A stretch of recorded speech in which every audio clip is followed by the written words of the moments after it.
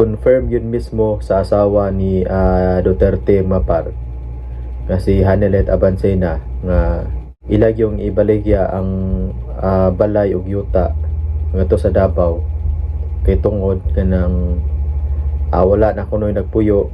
o ang nahabilin kuno nga to mga parang upat lang kuno ka katabang pero mo nang nakadesisyon kuno sila nga ibaligya kuno ang balay ug yuta ni Duterte nga to sa Davao. So mayong adlaw kanatong tanan ug welcome back sa atong channel. Ug daghan kayong salamat mga par sa inyong suporta. And then sa ako ang mga viewers nga wala pa naka-subscribe, palihog og subscribe mga par para ma-update mo sa atong i-upload nga mga video reaction. So karon mga par adunay hohong-iho nga gibaligya ang balay ug yuta ni Duterte ngadto sa Davao. Pero wala kita motuo dayon mga par kay bawo na ta nga daghan kayong fake news karon, daghan kayong mo post og mga fake news nya i-share dayon manang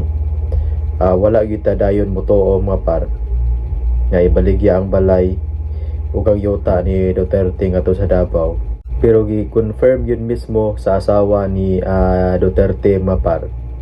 nga si Hanelet Abansena nga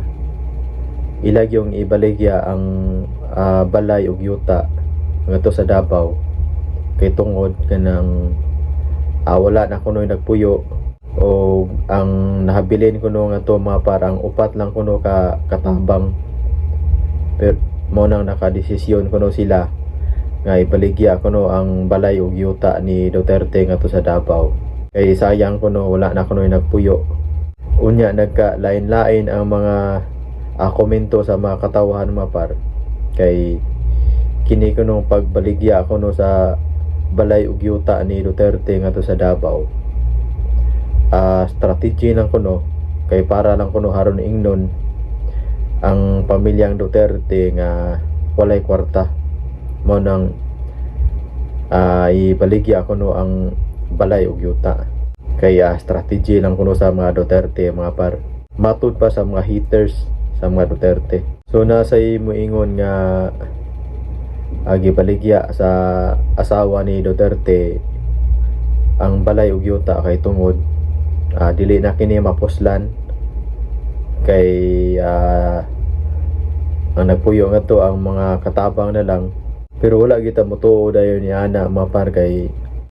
bawo na ta sa kwan karon sa panahon na to karon nga daghan kayong mga fake news i-share dayon manang wag kita motuo dayon. Pero gi-confirm magyud sa asawa ni Duterte nga ilag yung ibaligya kuno kasi maingon nasa mo comment nga gibaligya ang balay ni Duterte ug ang yuta kay tungod daghan man sad kuno og mga properties ang mga Duterte mao kuno na nga gibaligya kuno na kay tungod sa kadaghan kuno sa mga properties nila daghan mo kuno balay ang mga Duterte mapar. Og sa ko lang opinion mapar basin tinuod sad gyud ang giingon ni Hanelet Abansena sa asawa ni Duterte nga may pagibaligya na lang kuno ang mao nga balay ug yuta kay wala na kuno magpuyo dili na kuno mapuslan. So daghan kayong salamat mga parno sa inyong pagsuporta sa akong mga videos. And then palihog og subscribe mga para ma-update mo sa atong mga i-upload pa nga mga video reaction.